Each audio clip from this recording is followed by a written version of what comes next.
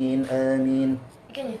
بسم الله الرحمن الرحيم. ربنا انفعنا بما علمتنا رب علمنا الذي ينفعنا رب فقهنا وفقه أهلنا وقرابات لنا في ديننا ربنا انفعنا بما علمتنا رب علمنا الذي ينفعنا رب فقهنا وفقه أهلنا وقرابات لنا في ديننا ربنا انفعنا بما علمتنا رب علمنا الذي ينفعنا رب فقهنا وفقه أهلنا وقرابات لنا في ديننا صلى الله على محمد صلى الله عليه وسلم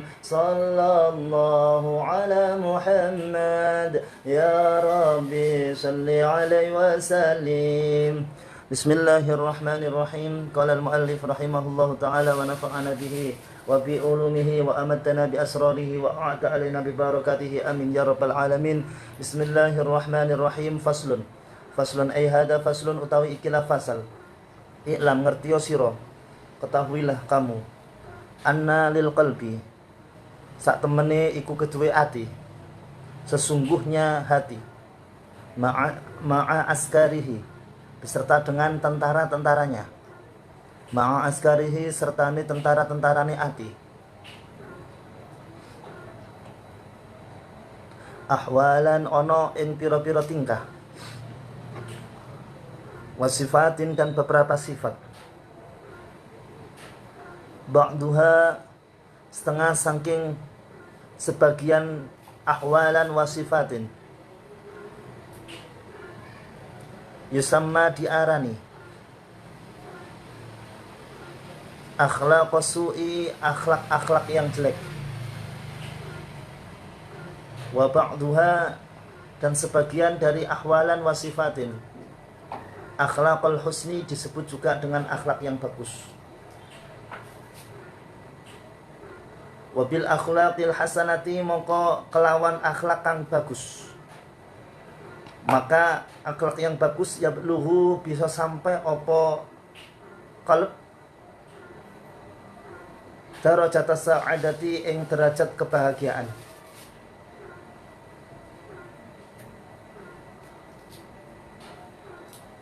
Wal akhlaqis sayyiati dan sebab akhlak yang jelek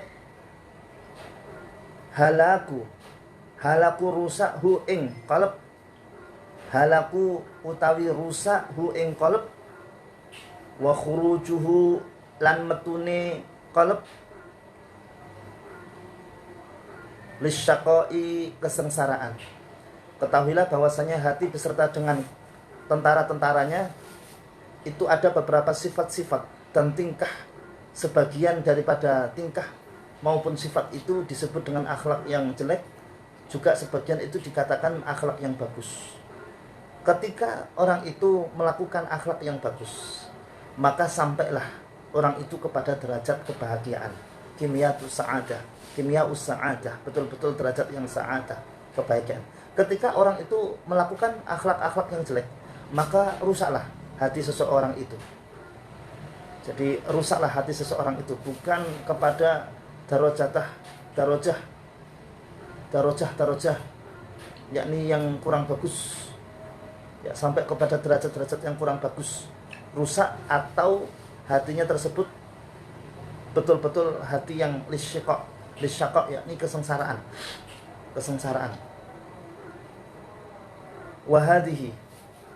Wahadihi lan ikilah ati kulluha saben-saben hadihi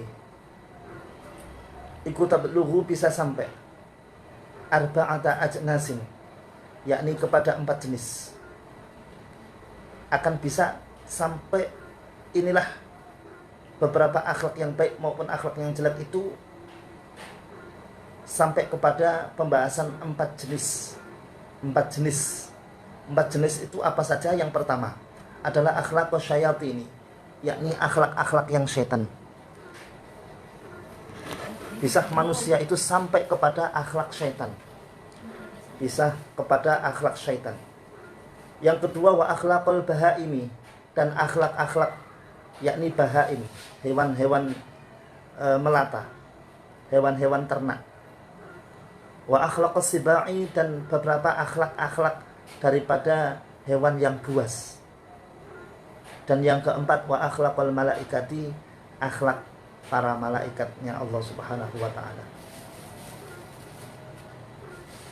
Fa'amalu su'i, mongko amal-amal ingkang jelek, amal-amal yang jelek, minal akli, dari makan, wasyurbi, dan minum, wan naumi, dan tidur, wan nikahi, dan nikah. Kalau orang itu hidupnya cuman mangan, ngombe, turu, kawin, lemes, mangan, ngombe, turu, ya maka kehidupan manusia itu tidak ada satu perubahan apapun juga, cuman seperti itu, maka manusia akan hina. Disinilah manusia itu akan memiliki amal-amal yang jelek. Dan ini disebut dengan hiya utawi a'malus su', perbuatan yang jelek, iku akhlakul bahaimi, yakni akhlaknya bahaim, hewan-hewan ternak.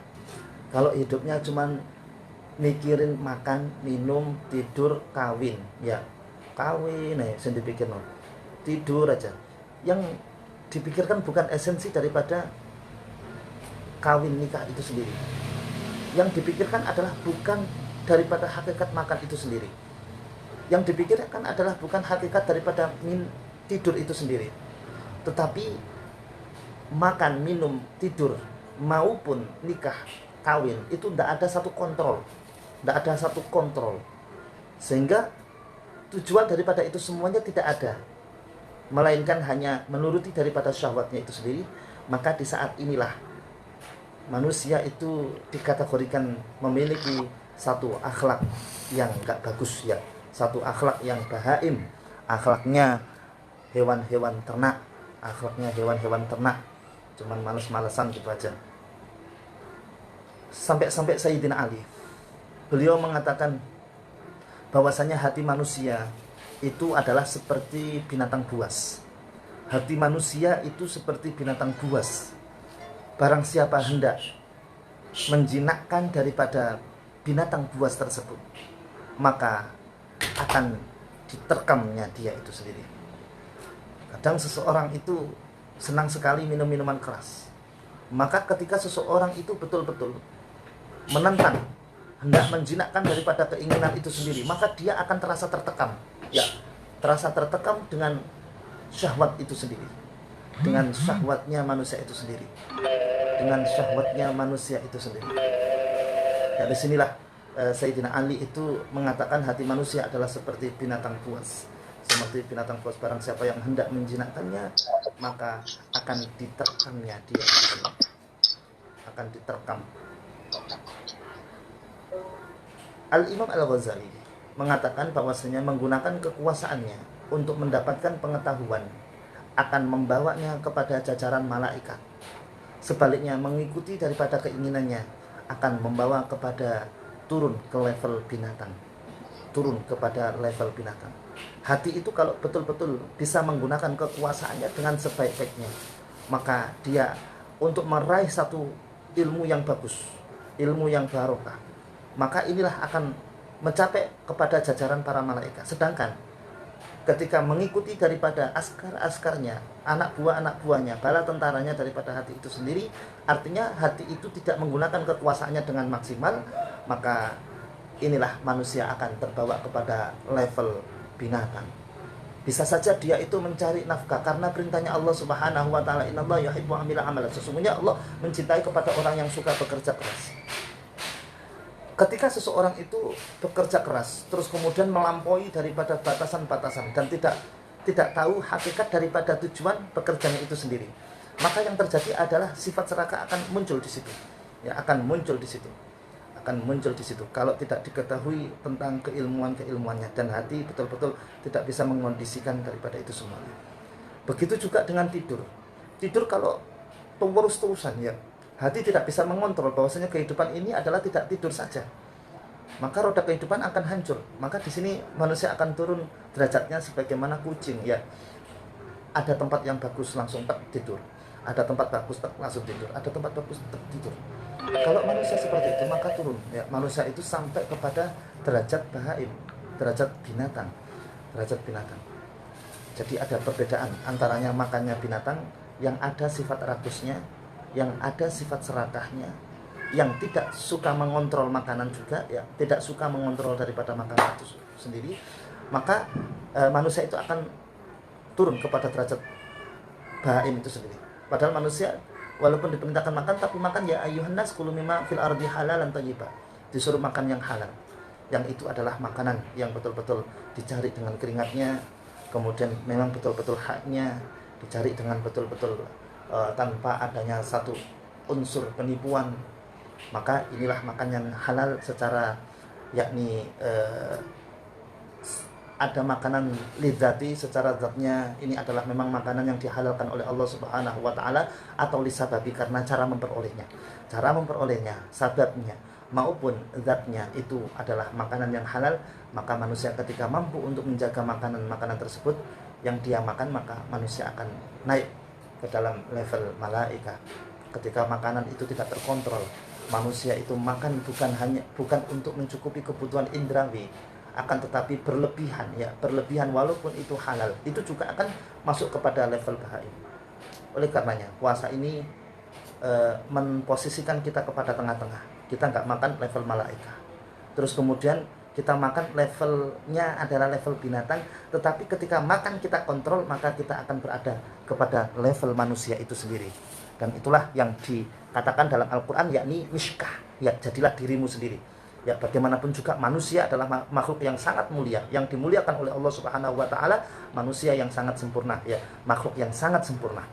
Nah, sedangkan misbah itu dalam Al-Quran itu adalah hati, ya, dalam hati. Hati. Misbah itu bermakna lampu, cahaya, tetapi maksud daripada cahaya ini adalah sebagai hati. Zujaj, ya, zujaja. Zujaja itu adalah diibaratkan adalah sebagai akal.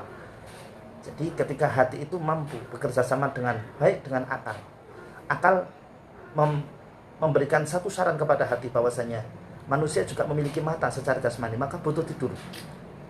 Dan akal juga memberikan saran kepada seorang raja, yakni hati, bahwasanya mata itu ya digunakan untuk ibadah kepada Allah Subhanahu wa taala, menjauhi daripada hal-hal yang dilarang oleh Allah Subhanahu wa taala. Oleh karenanya mata ini juga harus digunakan dengan sebaik-baiknya. Begitu juga dengan indrawi-indrawi yang lainnya. Di saat instruksi-instruksi daripada akal ini diikuti oleh hati, maka hati itu akan menjadi terang. Kal misbah, yakni seperti misbah, seperti lampu. Misbah, zujaja adalah akal. Dan disinilah orang itu akan menemukan miskah atau jati dirinya sendiri. Jati dirinya sendiri. Ini adalah level bahaim. Level bahaim bisa saja dia serakah, bisa saja dia menjadi seorang pemalas. Pemalas, tidak mau kerja, dalam kehidupannya itu lau-lau dan lain sebagainya. Nah, ini adalah hal yang akan menurunkan diri kita kepada akhlak yang jelek, yakni akhlaknya salah satunya akhlak bahaim. Akhlak bahaim. Wa kadzalika lan koyok mengkono a'malul ghadabi, yakni perbuatan ghadab, marah, amarah. Minad darbi, yakni dengan perbuatan memukul. Minad darbi saking memukul, wal qatli dan membunuh, wal khusumati dan bertengkar. Hidup kok sukanya itu adalah mukul, hidup kok hanya sukanya itu pembunuhan, bunuh satu sama lain. Hidup kok sukanya adalah gegeran terus, bertengkar terus. Hiya yo a'malul ghadab, iku akhlaqus sibai, adalah akhlaknya hewan buas. Hewan buas tentunya adalah dia akan bertengkar, dia akan membunuh demi meraih satu kekuasaan di areanya. Di areanya itu adalah hewan buas membunuh. Kalau hewan bahaim nggak sampai gitu, ya, paling untuk mencermati daripada daerah kekuasaannya paling ya diuyuing, cucut ya, sebagai bukti daripada tanda kekuasaannya, ya, tanda kekuasaan itu. Tapi kalau bertengkar sebentar aja kalah ya sudah. Tapi kalau hewan buas sampai mati, ya, sampai mati dia, sampai membunuh, sampai membunuh, memukul, kemudian bertengkar secara perpolitikan, dengan pertengkaran perpolitikan itu sendiri sampai merelakan daripada pembunuhan untuk meraih daripada apa yang mereka inginkan. Maka ini adalah akhlak sibak, akhlaknya hewan buas. Manusia di saat dirinya itu turun ke derajat hewan buas, maka manusia itu bisa dikatakan adalah memiliki akhlak khusyuk, yakni akhlak-akhlak yang jelek. Wa kadzalika, lan seperti itulah ya, mongko koyok mengkono a'malul ghadab, wa kadzalika lan koyok mengkono a'malun nafsi, utawi amal-amale awake dhewe. Kok a'malun nafsi deh, ini a'malus syaitan ya, mungkin a'malus syaitan ya, tapi ya enggak masalah, di kitabnya a'malun nafsi deh. Mestinya a'malus syaitan, mestinya mungkin ya, tapi kita artikan a'malun nafsi aja sesuai dengan kitab. A'malun nafsi utawi perbuatan-perbuatan diri kita. Wahia utawi a'malun nafsi iku al-makru yakni tipu daya. Perbuatan-perbuatan diri kita itu adalah seperti tipu daya, wal hilatu, dan rekayasa. Ini adalah perbuatannya setan. Mestinya a'malus syaitan wahia al-makru wal hilah, yakni rekayasa, wal ghasyu dan khianat.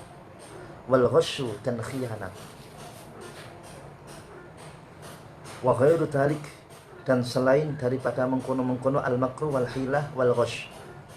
Ya utawi yo a'mal iku akhlaqus syayatin lah. Ini yang benar. Iku akhlaqus syayatin ini, yakni akhlaknya setan-setan. Sama. Wa kadzalika lan koyok mengkono a'mal iku a'malul aqli, yakni perbuatan-perbuatan akal, allati kang hiya ya allati iku ar-rahmatu walas kasih, wal ilmu dan ilmu, wal khairu dan kebagusan, hiya ya a'malul aqli iku akhlakul malaikati, yakni akhlaknya malaikat. Kalau manusia itu yakni menggunakan akalnya dengan sebaik-baiknya, hatinya penuh dengan belas kasih, wal ilmu, melaksanakan apapun juga dengan ilmu, wal khairu, dan melakukan satu kebagusan, maka manusia itu naik kepada level malaikat, naik kepada levelnya akhlaknya malaikat. Dalam diri kita ada akhlakul bahaim, ada akhlakul siba, ada akhlakul syayatin, ada akhlakul malaikat. Tinggal kita bisa introspeksi enggak ketika kita melakukan kegiatan sehari-hari, apakah amal kita itu adalah akmalus syaitin, atau akmal kita itu akmalul malaika, atau akmal kita itu adalah akmalul bahaim atau sibak. Itu harus kita cermati. Kalau kita kepada sibak atau syaitan, atau kepada bahaim, maka itu termasuk akhlak yang kurang bagus. Sedangkan kalau kita akhlaknya seperti malaikat, ini adalah akhlak yang hasanah, akhlak yang bagus. Nah, ini cuman merangkum daripada keterangan-keterangan tentang askar. Kita sudah membahas tentang askar, bagaimana askar itu, askar yang sifatnya dohiriyah, yang batiniyah, kemudian ada akal ya, terus kemudian akal itu anak buahnya apa saja, lalu a'malu dohiriyahnya itu pasukan askar yang dohiriyah itu yakni dia punya prajurit, apalagi ghadab, terus kemudian syahwat itu memiliki prajurit apa saja. Itu sudah kita pelajari, sehingga disimpulkan sama Al-Imam Al-Ghazali bahwasanya manusia itu pada hakikatnya di dalam dirinya itu ada 4 sifat.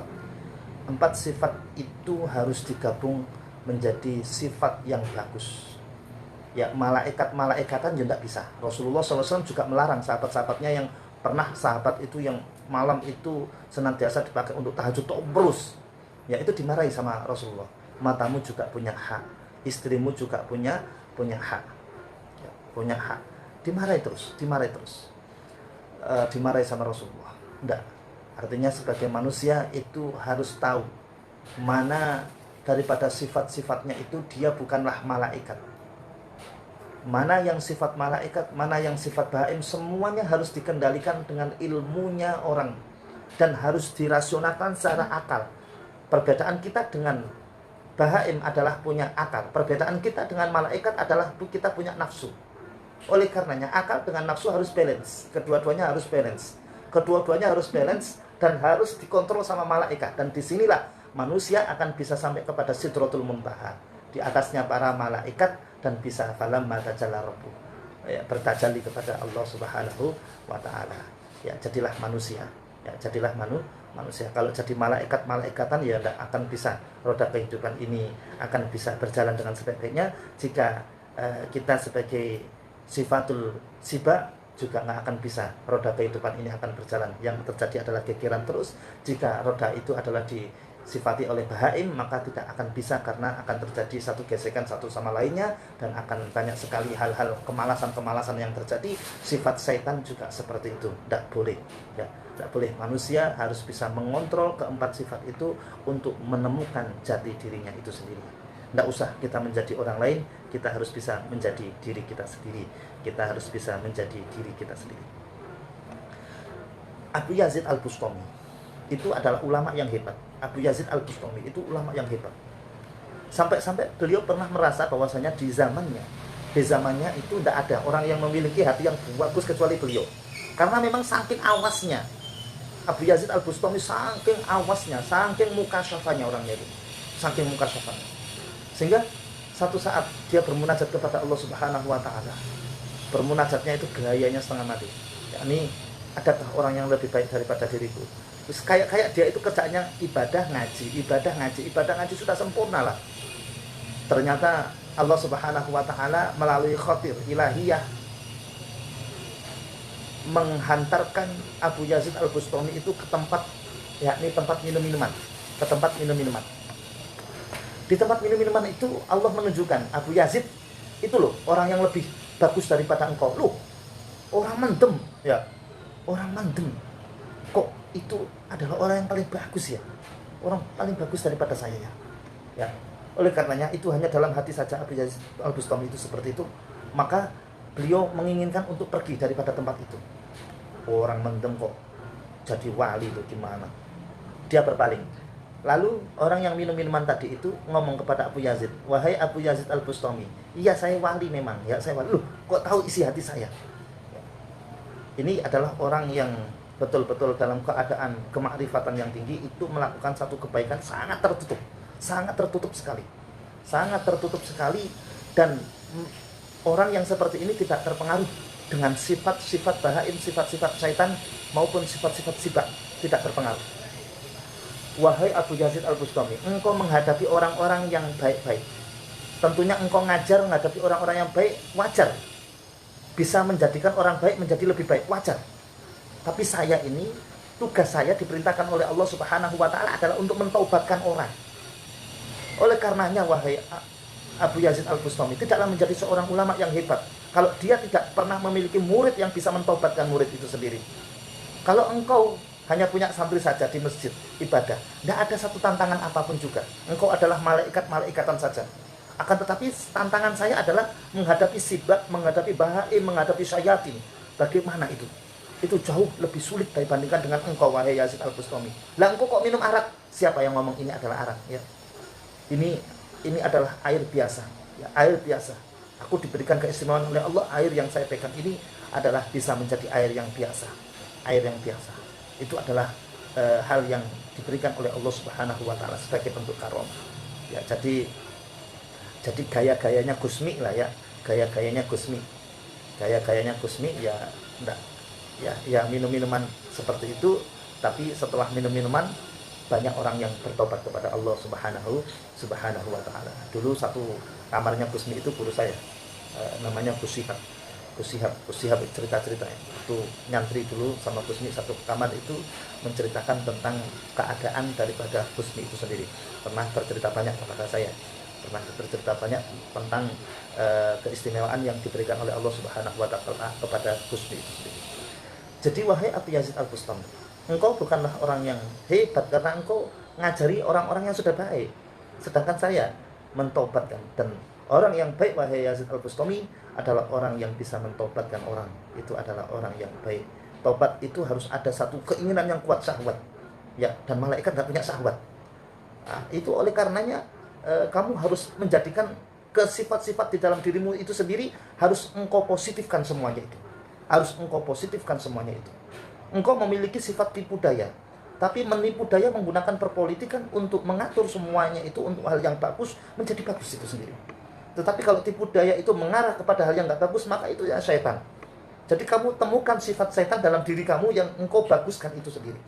Wah, tambah pusing. Ya, Abu Yazid Al-Bustami tambah pusing. Aduh, ini memang wali-wali tingkatan-tingkatan apa ini ya. Oleh karenanya beliau kemudian belajar sama wali tersebut.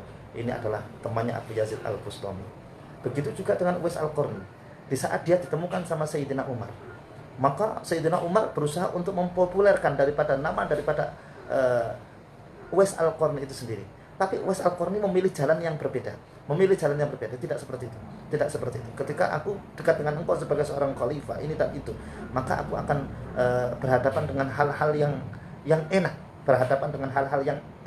Oleh karenanya itu semuanya saya tinggalkan. Mendingan saya dipukulin sama anak-anak kecil, dilempar-lempari batu, digila-gilakan oleh orang, supaya aku tidak terkontaminasi dengan apa yang ada di dalam hardware saya. Ya, saya fokus kepada software saya, bahwasanya tujuan daripada agama ini bagaimana memperbaiki orang menjadi baik. Oleh karenanya Uwais Al-Qarni tidak ada kerenggangan hubungan sama anak-anak kecil. Anak kecil melempari, habis itu tobat semuanya ya. Anak kecil itu dirangkul sama Uwais Al-Qarni aja jadi orang baik. Jadi tidak melulu ikut sama Sayyidina Umar, jadi penasihatnya Sayyidina Umar, malah nanti akan terkontaminasi, kehidupannya akan terkontaminasi. Untuk menemukan jati dirinya yang sudah ketemu itu memulihkan lagi sangatlah sulit. Oleh karenanya inilah hal yang dipilih oleh Uwais Al-Qarni. Kalau manusia itu terlalu sibuk, itu juga berbahaya. Namrud itu aslinya adalah baik. Di saat dia itu memiliki kekuasaan yang sangat luar biasa, ilmunya juga sangat luar biasa, akan tetapi hatinya tidak bisa mengontrol, sehingga keinginannya itu menjadi hal yang sangat, dan dia membuat patung sendiri untuk disembah. Di saat patung-patung itu sendiri dilogikakan juga tidak bisa memberikan sesuatu, maka dia menganggap dirinya Tuhan, ya, sampai menganggap dirinya adalah Tuhan, sampai seperti itu. Maka siapapun juga dibilangin, siapapun juga kalau mau minta makan, silakan minta makan kepada saya, asalkan dia mau mengakui bahwasanya saya adalah Tuhan. Ya, kita terkadang juga tidak sadar menuhankan daripada syahwat kita, bahwasanya kita makan itu ya dari ini, tidak terbesit dari Allah Subhanahu wa Ta'ala sama sekali. Kita terkadang itu juga mentuhankan kecil diri kita, syahwat kita itu sendiri. Terkadang seperti itu juga harus hati-hati kita, Nah, kemudian saat Nabi Ibrahim datang, wahai Namrud, aku mau minta makan, wahai Namrud. Loh, siapa Tuhan? Ya Tuhan, ya Allah Subhanahu wa Ta'ala. Loh, saya itu bisa menghidupkan dan mematikan kamu. Sekarang juga kamu tak matikan bisa. Menghidupkan kamu juga bisa. Karena saya bilang kamu hidup, maka masih hidup kamu. Ya, kemudian Nabi Ibrahim mengajak berbicara logika kepada Namrud, sehingga Namrud itu kalah argumentasi bersama dengan Nabi Ibrahim alaihi salatu wassalam. Lagi-lagi karena sifat-sifat ia, maka hal yang terjadi adalah penyiksaan yang dilakukan. Padahal kebenaran itu sudah ada, akan tetapi hidayah belum juga ada. Dikarenakan itulah sifat-sifatnya akan muncul, sifat binatang buasnya akan muncul. Tentunya dari kisah-kisah itu banyak mana akhlak yang dominan antara akhlak sifat atau bahaim, ataukah akhlak itu malaikat, ataupun akhlak itu adalah akhlak syaitan. Tentunya banyak sekali. Yang terpenting adalah kita sudah mempelajari isi daripada dalam hati kita, kemudian menjadi satu action di luar, yakni hardware kita, jasad kita, dan ini terbagi menjadi 4, yakni akhlak itu akhlak bahaim, atau akhlak itu syaitan, atau akhlak itu adalah akhlak malaikat, atau akhlak itu adalah akhlak sifat. Mungkin itu aja yang bisa kami sampaikan, karena masih ada kita bahas selanjutnya itu adalah mengenai tentang jil, yakni jil kulitnya anak cucu Adam. Ada apa di dalam jildi Bani Adam, arba'ata asya dan lain sebagainya. itu nanti masih pembahasan tentang jati diri kita itu masih banyak sekali dan tidak bisa kami sampaikan karena ini adalah sudah malam 27 ya. Ya ada hak-hak yang lain yang harus kita tunaikan, ada hak-hak lain yang harus kita tunaikan. Mungkin ada yang ditanyakan terlebih dahulu.